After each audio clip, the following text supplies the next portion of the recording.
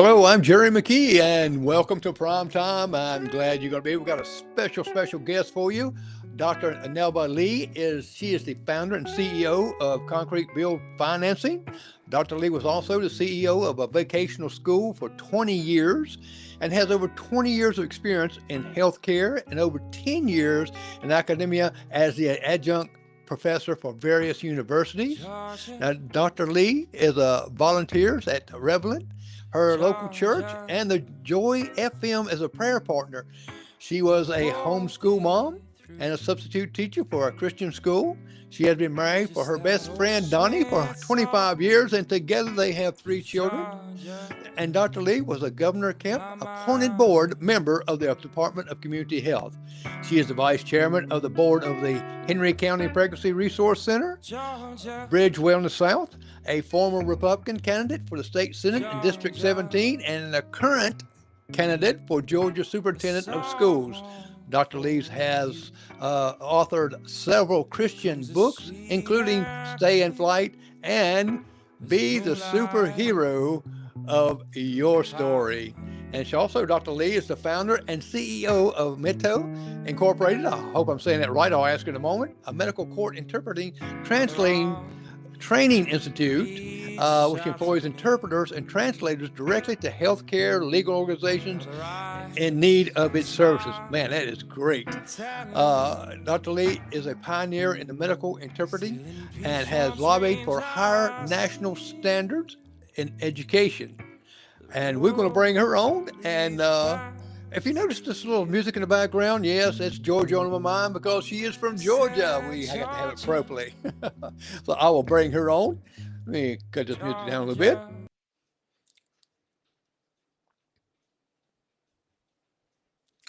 Dr. Lee. Thank you for having me here, Jory. You're welcome. I tell you, I was about to run out of breath there for a minute. All the things you do, I was going to have to go take a nap and come back. Very busy later. And you know, you have your doctorate degree, and you don't look like you've been married that long. Come on. I I appreciate the mean, compliment. Yeah. yes. Now, and growing up was how was was your parents teachers? Were they a very advocate on education? Tell me a little bit about your growing up in childhood and your education growing from that point. Actually, my mother was a teacher, and as a young toddler, I would join her in her class. I would be in the background painting, doing some coloring while she was teaching in the front. So yes, I think it was definitely part of my DNA. When your mother's a teacher, you got that they put you in because my son and daughter are teachers, and my daughter's children. I tell you, she nails them. She pushes them real good, and now both of them in college. One's working on her doctorate degree, Oh, and wonderful. very proud of them. And so they both. My son's retiring from teaching. He's already retired, but he's going back working, and daughter's looking for that day to retire. I hear you. And so your mom was a teacher. Did she? Was you in any of her classes? No, but I do recall, I believe I was beginning first grade, and I was trying to sound something out, and as she was getting my hair ready, to go to school, and I couldn't quite read it. And she took me out of school that day, and she was like, "You're going to learn to read today." And she got me to read that day. I remember that vividly. So she was a stickler for her children knowing how to read, and literacy was very important to her. Well, Dr. Lee, my son and daughters were both we've talked before your interview. I was telling them I was going to interview you and told them quite a bit about you, and I'm glad you brought up the reading part because what we're seeing now in the kids today is a lot of even in high school really don't know how to read very well. And I was surprised. A few of our schools here's got little television things, or not television. They produce The tablets. yes. And I listened to some even in the seventh, eighth grade struggling to really read. Yes. And I don't know, well, we've lost that in our technology. Do you have any advice or any things that you're going to focus on, look at? Because to me, even my son teaches math, and they have math problems that they have to read, and a Yes. lot of them struggle with that. Can you give me some insight on that? Well, honestly, Jerry, I believe it's all the curriculum changes that we've been doing. We've been using our children as guinea pigs throughout the years. You'll come in with some new learning and new curriculum, new learning style and new curriculum style that a whole generation of kids have had to change every 5 to 10 years. We need to just go back to the basics. Phonics is the best way to teach reading, Jerry. It was a proven system. It worked for us, our generation, and we need to just go back to the basics. And children that learn with phonics actually read better because they're able to sound things out so much better, and they're able to navigate difficult words a lot better, and be able to understand the concepts so much better. And you mentioned it. You need literacy for everything, not just English. You need it for history, and you need it for math. So if you don't have that strong foundation in literacy, it affects your entire learning years, your entire education. Well, the hook on phonics, I remember that, to get hooked on phonics when it came out. And I thought that was the coolest things because it kind of gets you, like you said, sounding the words. Sure. And I think if you struggle with reading, you're going to struggle with a lot of other different things because you're getting frustrated for one thing. And technology is great on certain things, but certain things we just got to go right back to the book and learn how to pronunciate some of these things. Mhm. And I think I don't know if the Georgia schools has implemented the phones out of classrooms They yet or have. not, but They have, okay. but it's very difficult to enforce because kids are very crafty, very resourceful. So, Well, well, uh, I can tell you, Jerry, when I homeschooled my son, I homeschooled him with a phonics curriculum. It was a Becca at the time. And I was surprised at how easy it was to teach the different concepts of phonics. And so I'm appalled, just like you, that so many of our kids, fourth grade here in Georgia, 70% of our fourth graders are not reading at the fourth grade level. And then that translates to 76% of our graders are not doing math, are not proficient in math. We're seeing so many of our kids going off to college having to take remedial courses when they get to college because they just can't read. They're illiterate. yeah, and that's sad because they might excel in other things.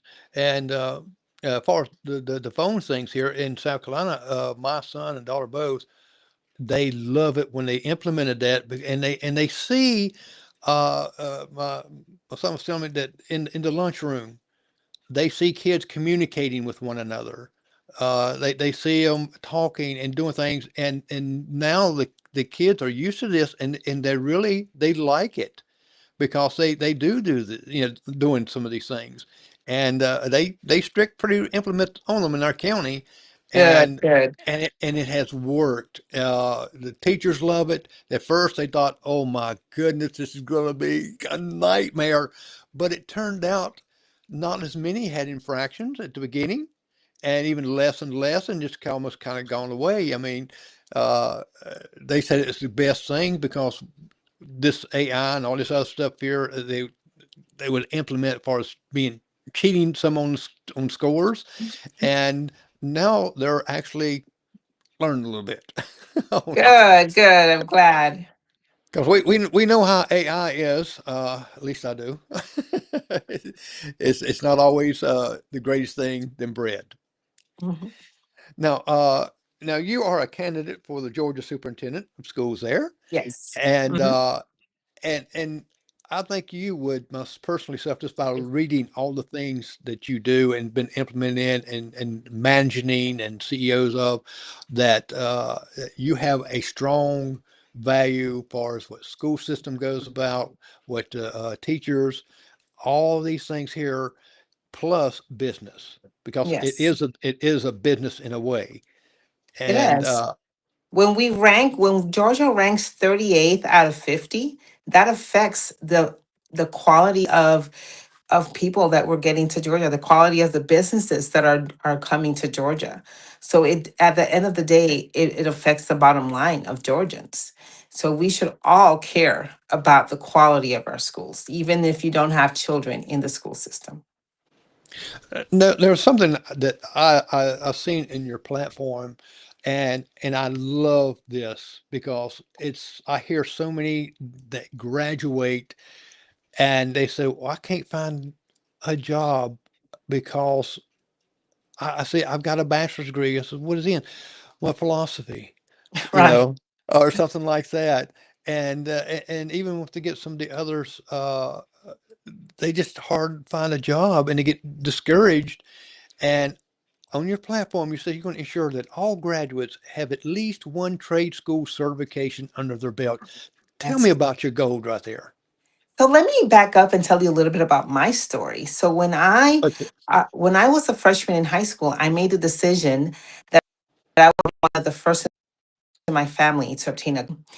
And now I went on to then get a trade certificate the summer between my junior and senior year in high school so that I could pay my way through college. And that was a game changer for me, Jerry, because I was able to, once I had my bachelor's, I obtained my bachelor's degree. I was able to get a job right away because I had experience in the industry. And so many college students have struggle because they don't have actual real world experience in the industry that they just received their degree in. And I would like to see every high school student graduate with a trade school. Now, you can get trade schools in as little as 6 months, some of them, 18 or 24 months. And here in Georgia, that wouldn't add not one penny to the budget because we are already funding dual enrollment, right? Up to 30 credits of dual enrollment. And so I Yes. would like to see every graduate of high school get a diploma as well as a trade school certificate. And here's why. Why everybody? Because if you're college bound, it will actually help you get real world experience in the industry that you're getting a degree in. But if you're not college bound, it is a career that you can have and it will give you an actual workforce ready job, career, right? And so many kids are graduating high school and not knowing where they're going to go, not knowing what they can do to actually pay the bills, put food on the table, and be productive members of society. So, and we're not just talking the white collar jobs or the blue collar jobs here. Yes, we need electricians and welders and plumbers. Those are jobs that are paying 100K a year, Yeah. and they're very much needed. But we're also talking about the certifications in tech, the certifications in the healthcare field, the paralegal certifications, all of those that will open up doors for our students to be able to have good paying careers upon graduating high school. That's right. And some of them, the fields that you spoke of there, like, I know how much I had to pay my plumber or electrician to come in. And I said, "Oh man," you know, Yes, they make good money, that, Jerry. They that sure do. they do. And we know the healthcare is not going away. You know, Nope. we're all going to get They're one they're day. AI proof. Yes, they're AI Exactly. proof jobs. Yes. Exactly. And we Mhm. know by the activities in our world today, we know that crime is going to come. You're going to have paralegals. You're going to need this right here for anything anymore. I mean, buying a car to used to be able to go in, they sign right there, shake their hands, and go. Now you got so much paperwork, and here, sign this Yes. right here. And I'm honest, who reads that stuff? We just sign it. Right. But Right. we have to have some way to interpret some of that things. And I think that is a great platform right there. When I read that, I says, yes, uh, every state should have that an opportunity because Yes. I know my grandson he got into the API classes and AP. yes, AP class, and he went now when he started his Presbyterian College, he went in as a sophomore at the end of it, and now Good for him. yeah, and now he's he's way ahead, a couple years or so and a half ahead, and granddaughter the same thing, and that is important, but you know yourself, you've got to have some other things going on. I love the internships because that's showing them says, okay, do you really want to go in this field? Correct. Yes. Now when you was going through the college, you say you was first one in your family to go to college, and I was one of the first, correct, yes, one first. to get a college degree. Well, I went to the University of South Carolina. I did get my bachelor's degree from there, but I had being old as I am back then, the best thing that I saw, I had to quit high school, and I was making that $1.70 an hour. That's some big bucks, and Okay.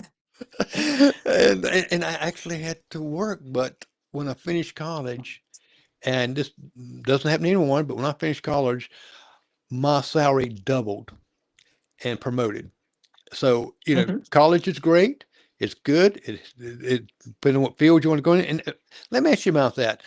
Uh, In the high school, are they showing them some fields that to kind of direct a person to go to into college to maybe help curve their career, maybe career counselors? Is that what they call them?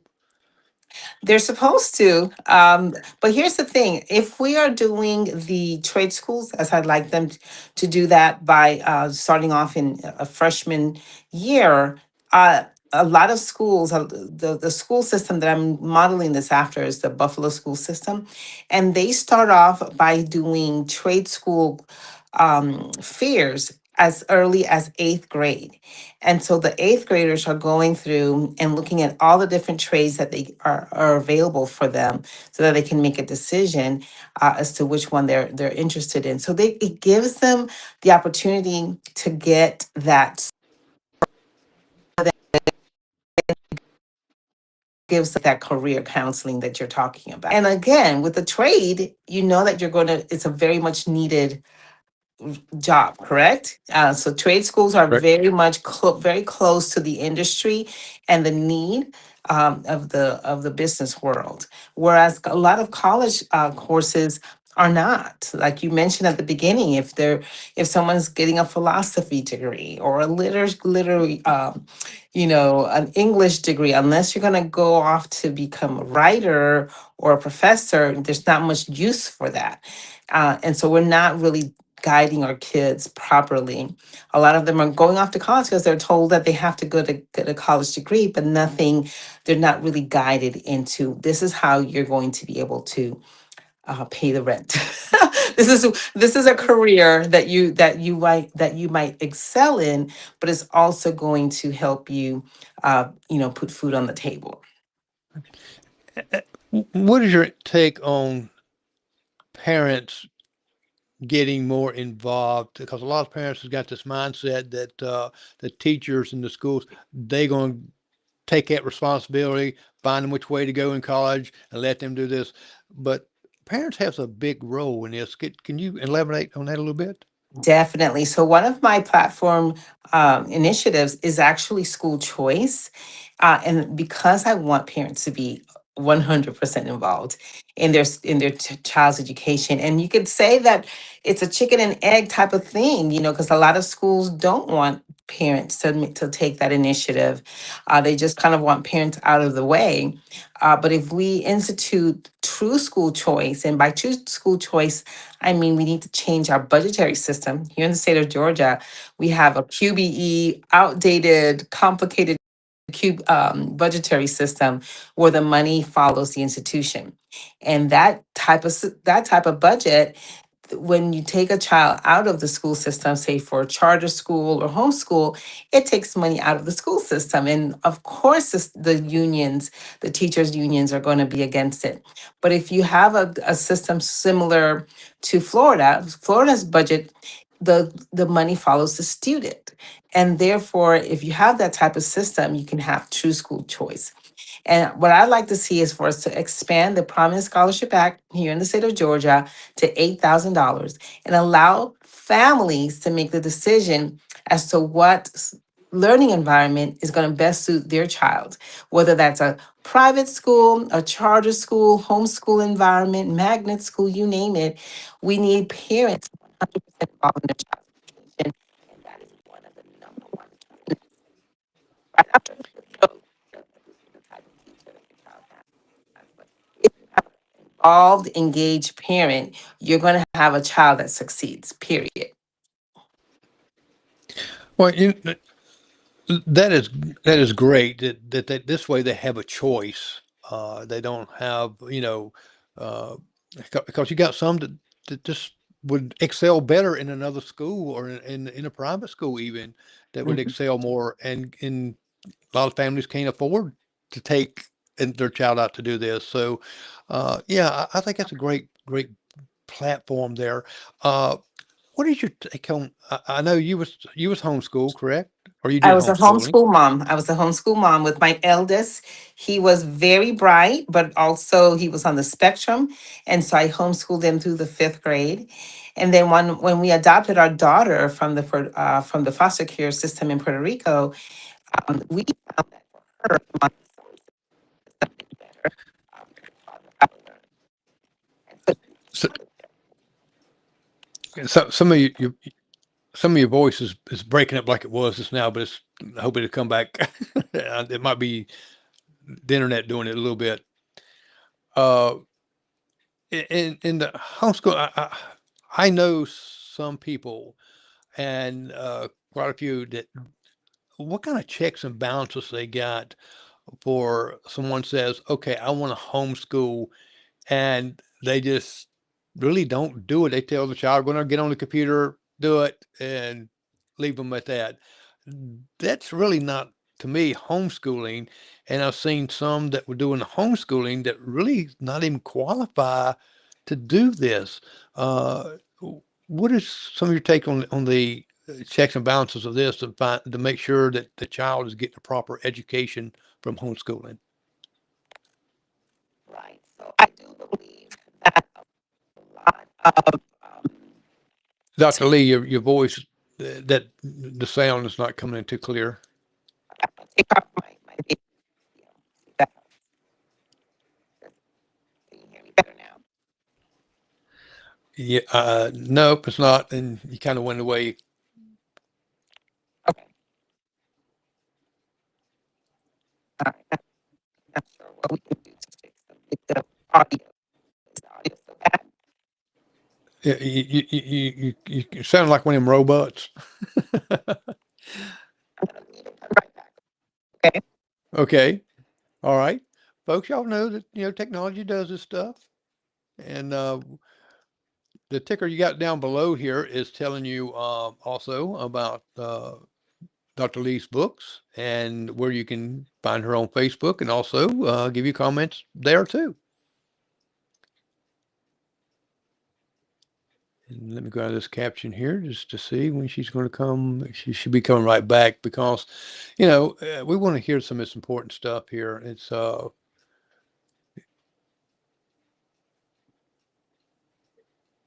just want to. Oh, here we come back. There we go. Can I you? still sound bad on my. Yeah, it's still kind of choppy there, like it was. It's kind of robotty, but I can. You can. I guess you can hear me. Okay. Yeah. I'm still here. Okay. I don't see you, and your microphone is. I mean, your the sound is. going in and out.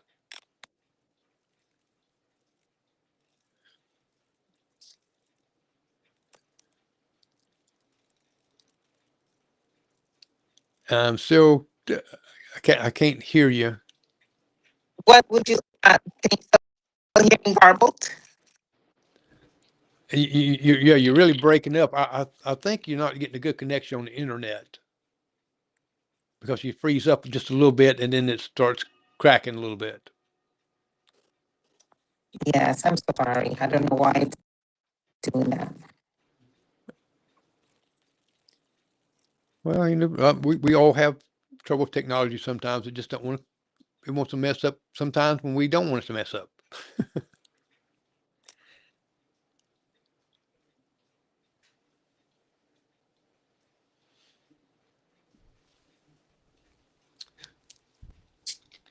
We are talking to Dr. Nelva Lee. She's a candidate for the Georgia superintendent, and we're getting some good information here that might even help our own state.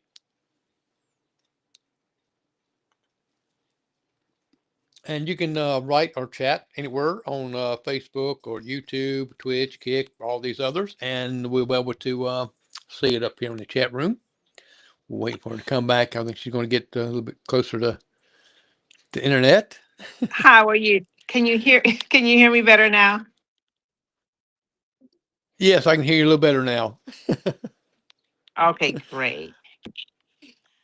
All right, so you were asking about checks and balances for homeschool. Can we keep or do a better job with homeschooling? I believe that was your question, correct? Correct. Yes.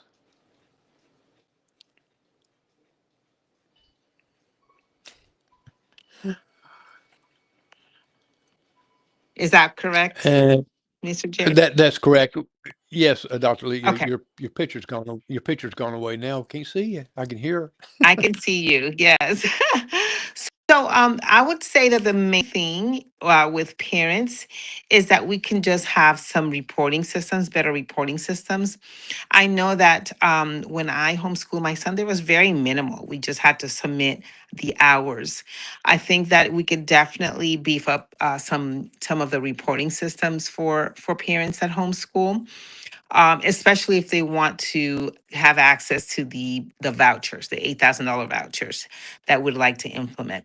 And if not, that's fine. If they want to continue to just submit the hours, that's fine. But they don't have access then to that voucher money. But there's definitely ways that we can track the how homeschool kids are learning for sure. Okay. Well, Dr. Lee, I can hear you fine now, but I can't see you. Uh, Okay. but I hear you good. Okay, great. But your camera must have went off. I can see myself. I'm not sure why you can't see me. Okay. So click. Yeah, It's not showing. it's not showing. No. Let me, Okay.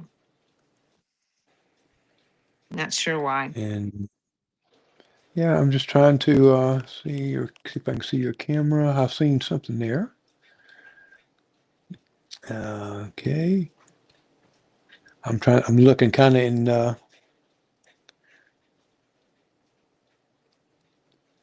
okay. I can see you, Jerry. Okay, but I can't see you. Are you using your phone or the, Yes, I'm still using my phone. okay. I'm just wondering if your camera got turned off on your phone. Okay. Okay. Yeah, because it evidently, I mean, though you might see yourself, it might be turned on this here, but yeah, I hear you good, Okay. but I just don't see you. That's true. Okay, I see the DNL coming up. Hmm. Can you see me now? Okay, I see you now in that one. Well, actually, I see a bed or a covering. I see a bed.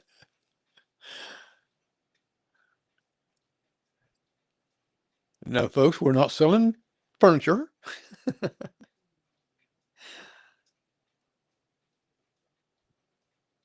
Okay, hold on a second here. Let me pull this one up here. Okay, and you got two on. There we go. Now I see you. Okay. Now, of course, I think on the other one I seen the bed, but I see you now. Okay. Okay, but we heard everything. Wonderful. Sorry about that. Technology is interesting, isn't it? Oh, it is. It is. Uh, Now, there's another platform I want to ask you about too, that you want to ensure that everyone with a desire and aptitude to go to college makes it to college. Hmm. And what is your goal there? Because, and you're right, we got some bright kids out there that doesn't have the means, or the family doesn't have the means for them to get into a college. Right. So I guess really where I'm really focused on that is the literacy. Is going back to making sure that we have really good literacy programs, because we have very bright kids that just are not getting the proper training early on, or even catching them up when we notice that there's a problem in high school. And a good way to do that is with vocational literacy programs. Now, for those here in Georgia, we're very fortunate that we have the Hope Scholarship, and that is tied to GPA. And what I'd like to see is that Hope Scholarship to be treated like a sports scholarship, in that students don't just automatically lose it if their GPA falls a bit in college, because we all know that first 2 years, they're away from home for the first time. They are kind of getting their sea legs, and we don't want to penalize them just because of that. And so I really would like for colleges to utilize that Hope Scholarship, or allow their students to utilize that Hope Scholarship better. And so, what I'd like to see implemented is a star system for parents to know which college the Hope Scholarship will better be suited for their child if they want their child to get a 4-year degree. So, those are some of the initiatives that I'd like to implement in that regard. You've mentioned in one of your platforms about students are not adequately prepared for college and requiring the medieval courses when they arrive. Uh, what can we do to get them more prepared? What age do we need to start preparing our children for college? Really and truly, we should not allow any child to get out of first grade unless they're able to read. This whole idea of just passing them along is doing a disservice to them. It's immoral. So we should definitely hone in on the literacy at a very early age.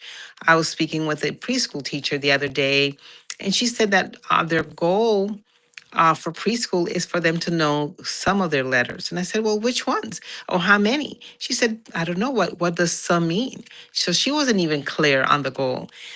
So that's unacceptable. We need to give our teachers very clear guidelines as to our expectations, and make sure that they are teaching them all of their letters in preschool and all of their sounds in kindergarten. And by the time they're out of first grade, they should know how to read, so that they are prepared for the rigors of their education, of the education system that we're expecting of them.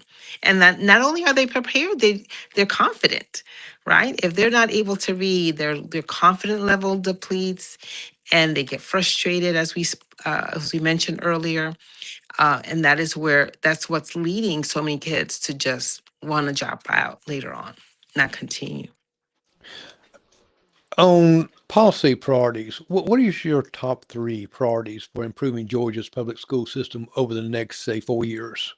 Okay, so number one, I'd like to see our literacy program really beefed up in the early ages, right? We talk a lot about literacy, but we're not really looking at we're not seeing the results. So there's something amiss there. We have legislators passing these sweeping laws to help, but then it's not being we're not seeing the results. And then, so that's to me is a lack of leadership at the on the superintendent level. Uh, Secondly, I would like to see that budget system change so that we can have the funding match follow the child, and I believe that is going to usher in much more accountability for the school systems and much more engagement from on the side of the parents. And then lastly, I would definitely like to see that trade school certifications upon graduation implemented. And like I said, it's not going to add not one penny to the budget. It is just really about public-private partnerships with existing trade schools and making sure that our eighth graders are aware of what trade schools are available and how to access that funding and giving them the proper guidance.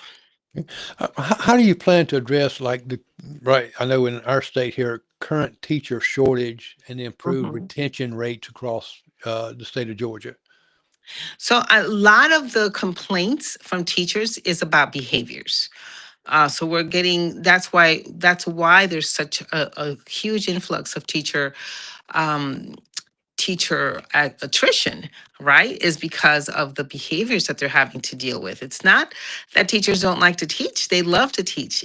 They're just they're given very few tools on how to handle behaviors, and then the children are given very few tools on what is proper behavior. So I'm on the steering committee of a program that's called LifeWise, and it's a national program, Jerry, that it teaches biblically based character development in the school system, and it has a proven results. The schools where we have LifeWise implemented have a decrease of behavior problems, decrease of anxiety, and just improvement of overall behaviors in these students. And so I would like to see that implemented statewide. When I become superintendent of schools, I will green light LifeWise throughout the Georgia school systems.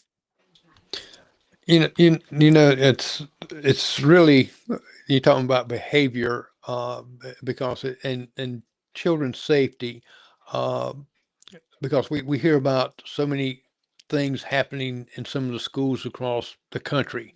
Uh, Mhm. we the safety of our children, and that's mostly that our parents are concerned of my children going to be safe when I send them to school. What kind of actions you would like to see in the schools without making it a prison in one sense, but yet keep the children safe? So Georgia recently passed very sweeping laws because of we had a shooting incident here a couple of years ago, and we passed sweeping laws, and they were very comprehensive.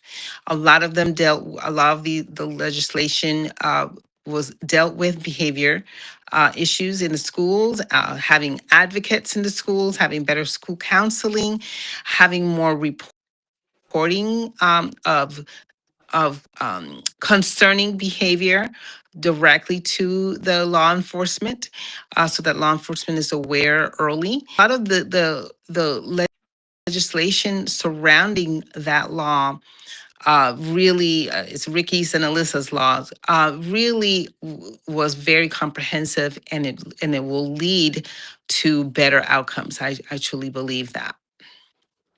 Okay, we're gonna we're getting close. I want to also switch gears just a little bit. We've talked about your goals and becoming the superintendent, which I think you got some great platforms there, and I think if the people are listening, I think you're gonna get some votes because change is what we need. We need someone coming in and that has a more perspective on what's going on in the education world, uh, And I think that's one thing we do need. It's hard to get someone in there that's totally focused and hasn't really worked out into the field, into the world. If they've just been in education continuously, sometimes we get in that box. We don't know how to think out of it. And I think you'd be a great one. Correct. But I want to switch gears a little bit, and you let people know you are an author too. You a Christian woman that's written some spiritual books, like what inspired you to write, like the Good Christian Wife. And I want to put up a couple of your books up here, and we can take a look at them and let's talk about them if you don't mind. Sure. And okay, the first one, Stay and Fight. Tell me about that. Hmm. So I've been married with to my best friend, my husband, for 25 years. But there's a little known fact that women, when they reach menopausal years, one of their hormones that led to them making connections with their babies and their spouse uh, decouples, like it just detaches, making these women very susceptible to wanting a divorce. And so that's why you see so many women wanting divorces at that age, so later in life. And so you see a lot of these 19, 20, 30-year marriages ending because of that. And so I talk about that in this book. Like I said, all of my books are testimonies. The Bible says that we overcome by the blood of the Lamb and the word of our testimony. And so a lot of these books are my testimony of how I overcame different challenges. And so that's what Stay and Fight is talking about, is really encouraging women to stay and fight for their marriages, fight for their families. It's biblically based book on marriage. Well, yeah, and that's and I love that part of it. I'm a Presbyterian minister myself, a pastor, and when families start having trouble and their children's grades start to drop because they pick up on it, Correct. and you start separating the family, you're not only hurting one another, but we forget about the children and how they feel. We usually don't take that into account, and that affects their education. And we need good Christian leadership, whether it be in our White House or in our schools. We need leadership. Uh, Not a lot of Correct. like the center book there says, "Victorious: How to Defeat PTSD." Yes, yes. And so a lot of times people believe that depression and anxiety, that they're going to be with have that forever. And I don't believe that one bit, one iota. And I know that in my own life, um, as a result of abuse in my childhood, I suffered from depression in my early 20s, and I was able to overcome that and completely, vanquish it. And so I document that in this book and just give very biblically based advice and tips on how to overcome anxiety and depression. And in fact, the last book, "Be the Superhero of Your Story," is a book about resilience. It's a book about how to take the challenges that life presents you and use them as stepping stones. And it's about realizing that every single one of our challenges is really is just a setup for us to show just how strong we are. And obviously, I have on that cover a young girl praying, because prayer is does make you powerful, is your superpower. So definitely, I hope if any of your listeners is struggling with their marriages or struggling with anxiety and depression, or knows of someone that is, I believe these books might be very beneficial And all to you're them. going to have to do, folks, is just scan the QR code right there, and it'll take you right to Amazon, and you can see some of her books there that she has there. Now, did you overcome uh, the anxiety, the depression and things like that, because so many times that we see our children, doctors giving medications, and I think the whole world is over medicated with, Right. you just sit there and said, well, take this right here. And then you hear the side effects and said, oh my gosh. Correct. Yes, yes. So in my case, I did not have any medication, but I'm not opposed to it as far as an acute for acute situations. You know, if you find yourself that you're not able to cope, I definitely believe that they can be helpful. In my case, I was able to recognize it very early. Um, because I was in the mental health field. I was a counselor in a mental health hospital, and so I knew a lot of the um, the recommendations. And so, for example, it's very important to have a strong support system. We underestimate just how important a strong support system is, whether that's family members, whether that's friends or your church friends. You have to have a strong support system, people that love you and encourage you, and people that you can talk to. Um, Very, very important. Second, you have to eat healthy. You have to exercise. And so all these things are so important. It's important to be able to really care for your mental health. I remember someone once said it's so important not to have negative self-talk. You know, so yes, everyone gets bad, negative thoughts from time to time, but we don't have to let them just breed, That's right? correct. Just just sit there. And so it's so important to, I believe the Bible talks about that, right? Taking every thought captive, right, with the word. And so it's so important to really care for your mental health. I think oftentimes we get very defeatist when we start having negative thoughts or depression or sadness and just think that this is just how life is going to be. But you have to take hold of your mental health and your spiritual health. It's just as important as your physical health. Well, when you talk about eating, people don't realize is you talk about eating and exercising, even how Correct. eating can affect a lot of things in your health. Uh, and I'm a Correct. walking testimony. Just say, matter of fact, this past July 1st, I was taking 50 units of insulin and blood pressure medicine, all this stuff right here. And I had a doctor tell me, he says, I tell you what, if you do what I tell you to do, I'll have you off insulin. I'm off insulin, off of blood pressure medicine. Uh, Very got good. lost Very about good. 35 pounds, and it works. It just blew me away that instead of him adding medicine and increasing, he said, "I'll get you off if you just do what I said." I said, "Okay." And Start eating healthy, exactly, right? and And exactly. I said, exercise. "Gosh, why didn't others tell me that?" Right, uh, right. now, this book right here, "A Hope for a Future." And hope in the future. So that is a book chronicling my adoption, the adoption of my daughter, from the foster care system. I truly believe that foster care system is the current modern day orphans, right?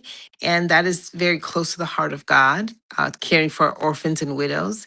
And so I really encourage those that are thinking about adopting from the foster care system, and very realistic book on the challenges, but also the benefits. I believe that we will reap a great reward in heaven when we adopt children from the foster care system. So this is just a book chronicling that experience, my personal experience, and just really encouraging others to do so as well. And folks, and see, this is part of the reading, you know, and you've got to you got you pick up a book and read.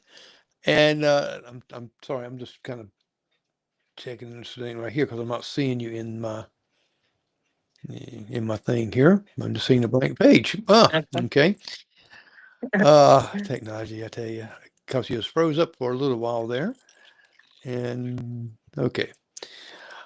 And one last question. I want you to and I'm really loving it about here you're a candidate for the Georgia Superintendent of Schools, uh, and and you're a Christian woman, and you want to bring your Christianity beliefs and stuff. So how do your spiritual beliefs influence your approach to leadership in both the private and public sectors? It influences it in every way. So I have been a believer for most of my life, and prayer.